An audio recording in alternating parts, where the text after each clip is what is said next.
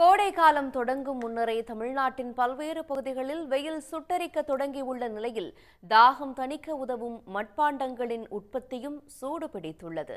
இதுகுறித்த ஒரு செய்தி தொகுப்பை தற்போது காணலாம். கோடை வெயில் தொடங்கிவிட்டாலே தாகம் தணிக்கவும் உடலை குளிர்ச்சியாக வைத்திருக்கவும் உதவும் மண்பாண்டங்களுக்கு கிராக்கி ஏற்படுவது வாடிக்கை. தமிழ்நாட்டை பொறுத்தவரையில் நெல்லை மாவட்டம் காரக்குறிச்சியில் தயாராகும் மண்பாண்ட பொருட்கள் இந்தியா முழுவதும் விற்பனைக்காக அனுப்பி வைக்கப்படுகின்றன.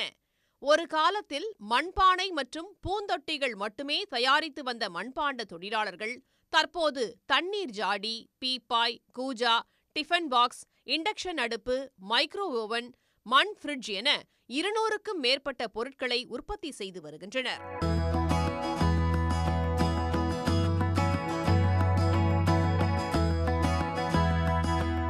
மண்பானை, பீப்பா, அப்புறம் பாட்டில், ஜக்கு, சமையல் பாத்திரங்கள், அதாவது தாளிக்கிற கடாயிலேருந்து மீன் சட்டி, உருளி சட்டி, பூச்சட்டி, அந்த மாதிரி நிறைய வெரைட்டியில் பண்ணுறோம். கோயிலுக்கு நிறைய தேவைப்படும். மண் கலசமாகட்டும், அந்த மேலே வைக்கிற பித்தாளையில் வைப்பாங்க முன்னாடிலாம் பார்த்திங்கன்னா, அந்த சூபி முதற்கொண்டு மண்ணிலே நாங்கள் தயாரிக்கிறோம்.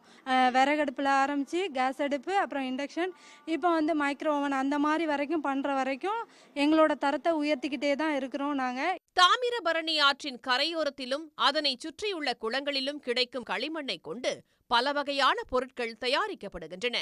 ஏப்ரல், மே மாதங்களில் மட்டுமே மண் எடுக்க அனுமதிக்கப்படுவதால் தேவைக்கு ஏற்ப உற்பத்தி செய்ய முடியவில்லை என கூறும் தொழிலாளர்கள் ஆண்டு முழுவதும் மண் எடுக்க அரசு அனுமதிக்க வேண்டும் என்றும் கோரிக்கை விடுக்கின்றனர். வருஷத்துக்கு ஒரு முறை தான் மண் எடுக்கலாம்னு சொல்லி கவர்மெண்ட் சொல்லுது. நாங்கள் என்ன கோரிக்கை மண்பாண்ட தொழிலில் வைக்கோம் அப்படின்னு கேட்டிங்கன்னா, இவர் தான் மண்பாண்ட தொழிலாளர் அப்படின்னு சொல்லி மாவட்ட ஆட்சித்தலைவர் இவரை செய்ய சொல்லி அவருக்கு ஒரு ஐடி மாதிரி கொடுத்து இவருக்கு எப்போலாம் தேவைப்படுதோ மண் எடுத்துக்கலாம் அப்படின்னு சொல்லி இந்த கவர்மெண்ட் ஒவ்வொரு மண்பாண்ட தொழிலாளருக்கும் ஒரு ஐடி கொடுக்கணும். காரக்குறிச்சி மண்பாண்ட பொருட்கள் நாடு முழுவதும் பிரபலம் என்றாலும் மண்பாண்ட தொழிலில் ஈடுபடுவோர் எண்ணிக்கை சரிந்து கொண்டே வருகிறது. அரசு முறையான பயிற்சி அளித்து தேவையான இடத்தையும் ஒதுக்கி கொடுத்து ஊக்கப்படுத்தினால் தங்களின் தொழில் மேன்மேலும் வளர்ச்சி அடையும் என்கிறார்கள் மண்பாண்ட தொழிலாளர்கள். சன் நியூஸ் செய்திகளுக்காக ஒளிப்பதிவாளர் ராஜமாணிக்கத்துடன் நெல்லையிலிருந்து மை அறிவரசு. உடனுக்குடன் செய்திகளை தெரிந்து கொள்ள சன் நியூஸ் பெல் ஐகானை கிளிக் பண்ணுங்க.